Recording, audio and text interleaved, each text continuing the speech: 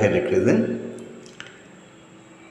நீங்கள் நான் பார்க்குற தண்ணீர் தொட்டி, கிணறு, ஈபி எல்லாமே உள்ள அமைஞ்சிருக்குது. உள்ளுக்குள்ளே இந்த ஜல்லி போல இருக்கிறது. இந்த மண்ணோட தன்மை கிடையாது. இந்த மண் நல்ல மண். நீங்கள் இடது பக்கம் பார்க்குறீங்களா, அதான் நல்ல மண், செம்மண்ணோட கலந்த மண்.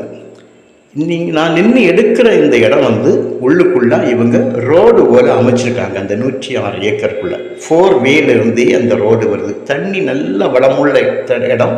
பார்த்துடுங்க, கிணத்துல ஃபுல்லாக தண்ணி இருக்குது, சின்ன ரூம் இருக்குது, இன்னும் ரூம்கள் இருக்குது, தொட்டி இருக்குது.